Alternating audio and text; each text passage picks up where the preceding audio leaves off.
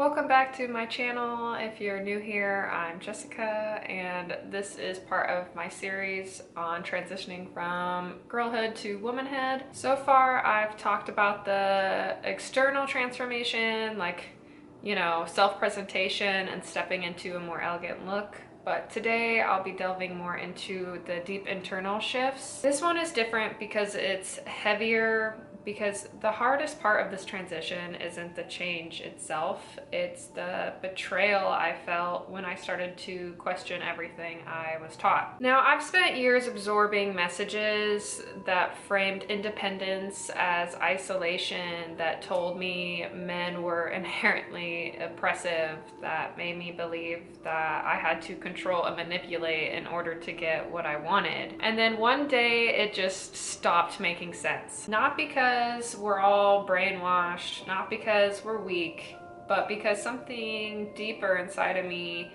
more honest, I think, really started to see the cracks in what I was taught. So today I want to talk about these cognitive shifts, the realization that much of what we were conditioned to believe about men, relationships, power, fulfillment, femininity, it was never about us. It was about control. It was about programming. Now, I didn't just wake up one day with all of these beliefs. I was conditioned, I was programmed like everyone else, whether we admit it or not. And it happens everywhere. Our media, our education, our social circles, and now even like social media trends that push power in ways that actually keep women unfulfilled.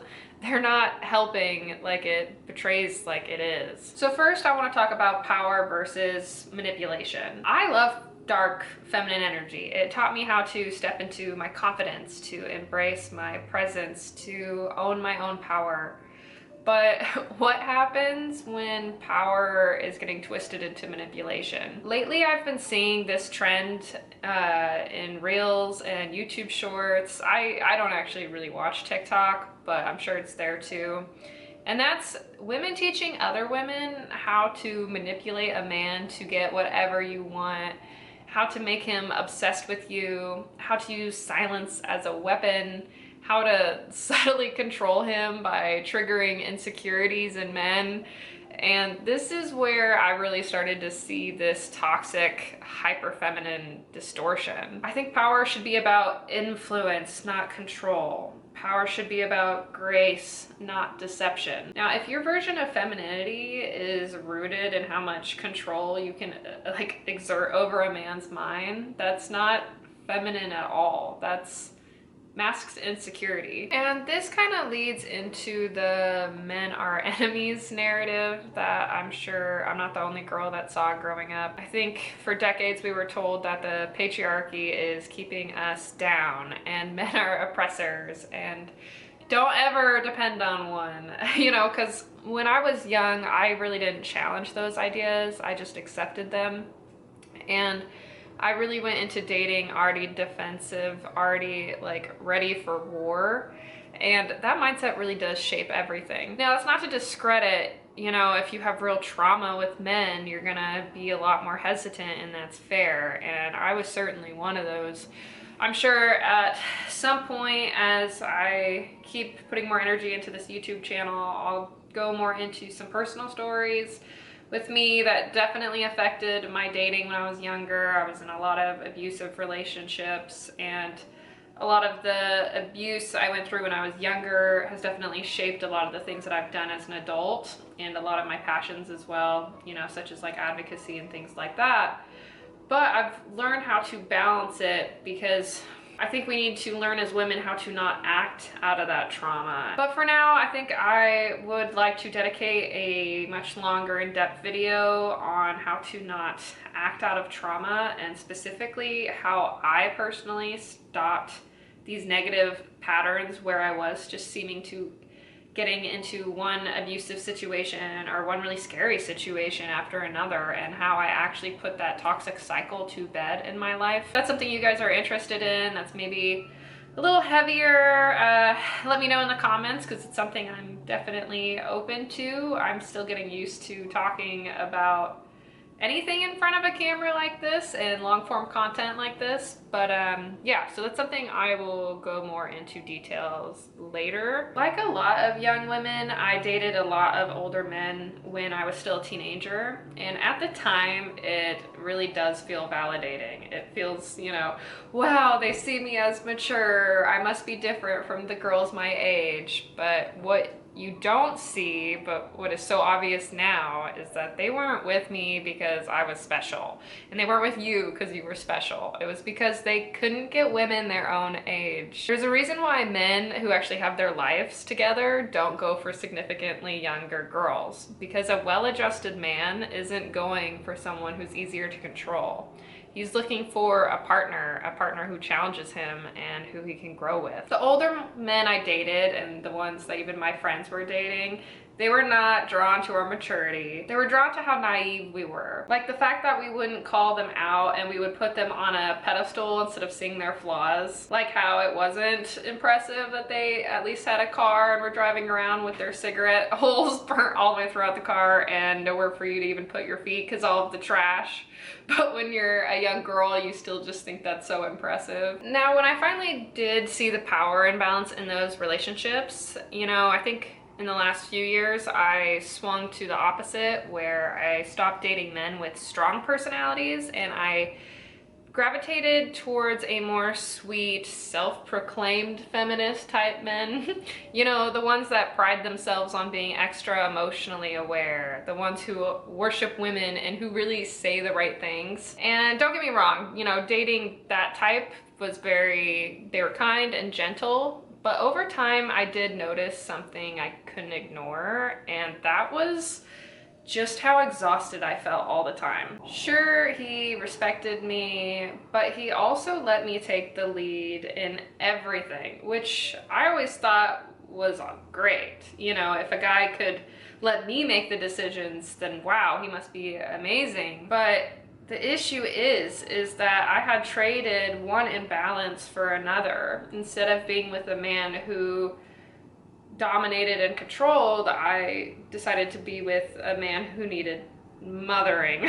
And I think this is a mistake that a lot of women make, and I would like to think I'm not alone in feeling that way. So at first I thought this is what a healthy relationship is supposed to feel like, right? There's no toxicity, there's no, you know, physical abuse, there's no manipulation. But over time I realized I wasn't happy either, because I was carrying the weight of the entire relationship and I wasn't in the place where I could let my femininity grow and flourish and learn to appreciate it. So why does this happen exactly? Why do so many women go from one extreme to the other? And I think the answer relies in some psychological concepts, which is hyper-independence and emotional labor. Now, hyper-independence is the idea that we've been hurt, our brain learns to reject dependence entirely to protect ourselves. For me, the older men I dated in my teens were not trustworthy, they were not stable, and deep down I did know that. Now, I tended to believe that trusting men at all in general was dangerous, so I did overcorrect and found a man who relied on me instead. A lot of women do this. We think that we're choosing better men, but we're really just choosing men that we feel safer controlling ourselves. We go from these, you know, kind of abusive relationships when we're younger, where we had our first taste of masculine type men and they were very, you know, gross and abusive and nasty, at least in, you know, my experience. So then we end up correcting to a relationship where we feel like we can control the partner instead, because we got burnt so bad when we were young by a toxic masculine man. So we instead now lead with wanting to have the upper hand first. So anyways, why does being the strong one eventually always wear us down? Emotional labor is this invisible work that women often do in relationships, which is, you know, managing emotions, initiating the difficult conversations. The sweet feminist ex-boyfriend that I had, I was doing all of that, and Research shows that when women take on too much emotional labor, they experience higher levels of anxiety, resentment, and even depression because we're not wired to be both nurturers and a leader all of the time. There's a reason why as we step into womanhood and grow up, we start craving balance, and not dominance and not control, but balance of energy. We start to realize that we don't need a man to be controlling and emotionally unavailable, but we also don't need a man who relies on us like a child. We need a man who is grounded, steady, and capable of carrying weight alongside us, and that leads in his own way, not because he controls you, but because he creates a space where I don't have to carry everything. I don't have to carry everything alone. So to wrap it up, a lot of us have been hurt by men. You know, whether it was emotional, unavailable fathers, toxic exes, or by some of us, an entire culture that told us that men were either predators or weaklings. But we do have a choice. We can either let that pain define us, let us resent men and become guarded and closed off, or you can grow from it and learn to pick healthy, grounded men without having to control them. And we can communicate our needs without fear of being too much. Learn that men are not the enemy, and neither are we. This shift in womanhood isn't about, you know, wanting to submit to man all of a sudden. It's not about rising above them either. It's about learning to relate to men in a way that is natural and fulfilling and aligned with who we are becoming. I would love to dedicate a video to, you know, kind of breaking down what real healthy masculine energy is and how to spot it and how to build a dynamic where both healthy masculine and feminine energy can work together. But for now, let's move on to another major part of some cognitive shifts, which is the lie that career success alone will bring us ultimate fulfillment. Women were raised in a culture that glorified the boss babe archetype, you know, the work hard, make your own money, never need no man. And listen, there's nothing wrong with ambition. I myself have a lot of goals and I'm very success driven, but somewhere along the way we were fed a half-truth. I was told that career alone would bring me fulfillment, that if I just climbed high enough and worked hard enough, you know, chase that bag, I'd never feel empty again. Then why are women more anxious and depressed than ever before? And that's not me just saying that for, you know, to say it. That's a statistical fact. I know a study was published in a journal of defective disorders, published that women in very high stress careers had highest levels of, you know, low satisfaction and anxiety. Women are wired for connection. You know, research in evolutionary psychology has repeatedly shown that women do thrive best when we have a balance, when we have purpose and a deep, stable relationship. Yet modern culture really told us growing up that we could only pick one. And many of us, we picked work. We sacrificed our relationships. We avoided commitment. We pushed away good men who would have brought stability because we were taught that focusing on love would have been a distraction and would have led to us pouring all our energy into them and missing out on our dreams. But years later, we're sitting in our well-decorated apartment, you know, successful, but deeply, deeply lonely. Modern feminism told us that we could have it all: an incredible love life, career, personal growth, friendships, all while being effortlessly happy, right? But what they didn't tell us is that having it all really just means doing it all alone.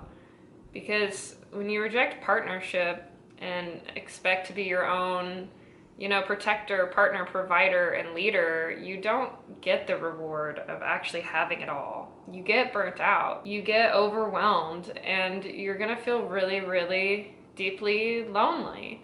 And, you know, women, we realize this, but you have to admit it. And I think a lot of women have a hard time admitting it. I think a lot of women do realize this, but it is scary to admit it, because what happens when the reality we built our life around, you know, unstoppable, I don't need anybody, boss bitch personality that you spent your whole life building no longer works for you.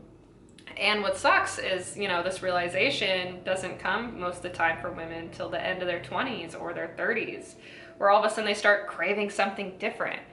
But the fear is admitting that, they want something else. It feels like it means, you failed feminism, that you're betraying everything that you fought for. But here's the thing, you're not betraying yourself by evolving. But here's the thing, I was not betraying myself by evolving, and neither are you. So how do we move forward without resentment towards our past self, or even the culture that shaped us? The answer for me is interdependence. The most healthy and successful women are not just independent, they're not just soft. They've mastered this balance. They know how to be self-sufficient without rejecting support. They know how to work hard without sacrificing their personal life. They know how to receive and not just give. And this shift doesn't just mean, abandoning success or career goals. It means integrating them in a way that doesn't leave you depleted anymore. It means building a life that you're going to be fulfilled with in, years to come. If any of this resonated with you, it might be because you're in the middle of this shift. Some things I started thinking about, that showed me that I was evolving past the boss babe mindset was that I started craving a life that includes stability and connection and not just financial success. Was no longer afraid to embrace my femininity and not see it as a weakness anymore, but really as a strength that we have as women.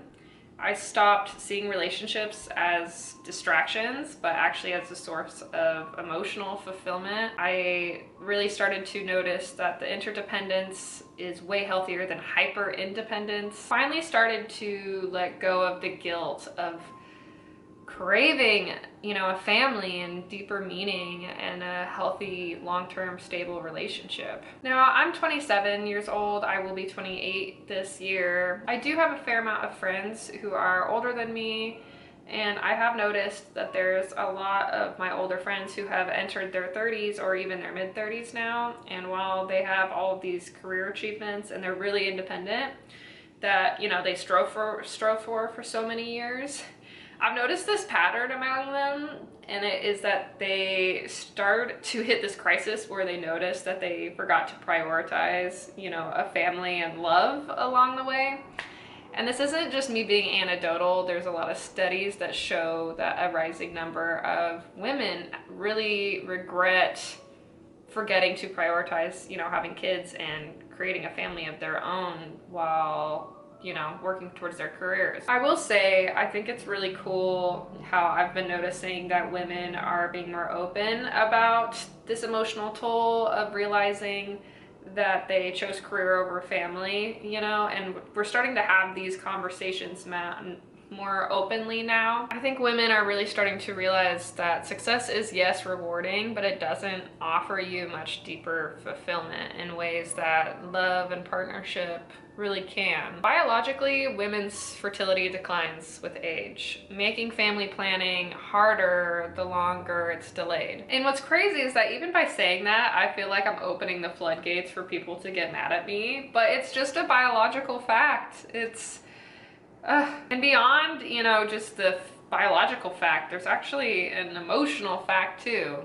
Just because you're a woke feminist with a trendy loft doesn't mean that now all of a sudden you've transcended your biology. And I feel like the women who regret not making a family was the conversation that we're really pushed away from having. It seems like society doesn't want to hear that conversation, but it's happening and it's here. And I think it's important for women to talk about this shift while we're young. Us women, communicating with each other about these shifts that happen now, before it's too late, it's very important to do. The media has spent decades vilifying stay-at-home moms, really portraying them as, not ambitious, very outdated and miserable. TV shows, movies, they're always shown as so worn down, exhausted, ignored, being taken advantage of.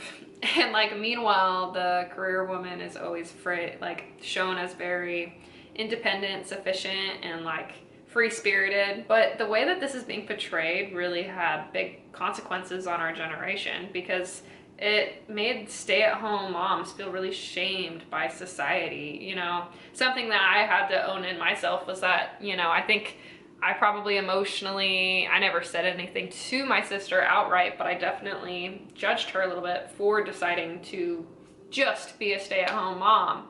And now in life, I'm like, oof, you know, I think there's nothing more offensive to say to a mother than the whole just a stay-at-home mom, because there's nothing more important than raising the next generation. And I don't think that women should be judging each other, you know, in which area fulfills us the best. You know, I'm talking about how career can't fulfill you, but for some people, you know, having a kid and raising a family, it won't fulfill them either. Everybody has different ambitions. Yet it's important to actually go back and check in with yourself and make sure that you're being really, really honest with what you're telling yourself. Women really are conditioned to believe that relationships are a distraction from success. You know, because for me, when I first transferred to Arizona, my partner now, who I have, he's a great guy, he pursued me for a while, and I kept shutting it down because I kept telling myself, I'm here to focus on school, I need to focus on myself and my goals, and if I date someone, it will pull me away from that. And that's just simply not true if you're actually dating someone in a healthy way.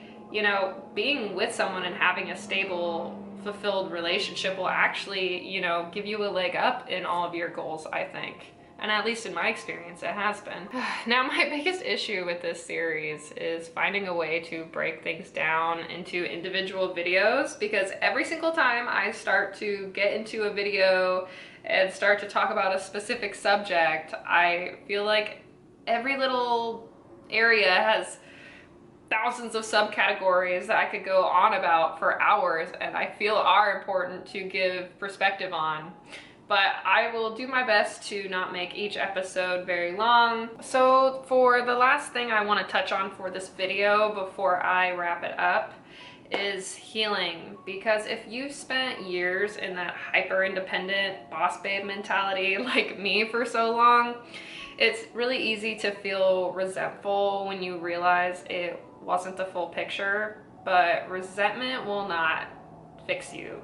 It's not about blaming feminism or blaming men or blaming yourself. It's about stepping into a life that actually feels right for you. It's about redefining success that includes your happiness.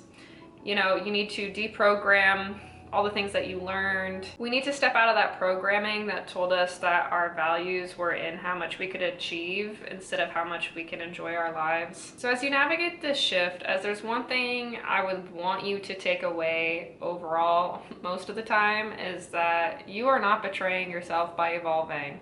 You're simply becoming more of who you always were meant to be, and learning things along the way, as we all do. The fact that you even have the ability to take a step back and question where all of your beliefs have came from and where all of your morals, you know, stem from. And I really think that's something that you should give yourself a pat on the back for, because not a lot of people can admit when they've been swayed in a certain direction, or that they've been, you know, swayed by media their entire life. I wish that we could all just normalize that, you know, as you learn more information, as time goes on, we change our opinions. Our beliefs and our ideas will change as we gather new information, and we should normalize that, okay? We are not meant to just stay in one headspace our entire life. Everybody should do the work and do the research and discover what you actually stand for in life. So if you've made it this far, you are probably feeling this shift within yourself, and maybe you're like me and you've gone through both extremes. I want you to know you're not alone, and so please don't let yourself feel too lost. I'm very glad that you're here. This transition from girlhood to womanhood is not about rejecting ambition or rejecting everything feminism has taught you. It's just about filtering out what's true to you. The most important thing is about letting go of the guilt, because you are not betraying yourself by evolving. You're not betraying the feminist party. You're not failing as a woman if you decide that you actually do want a man to lead sometimes.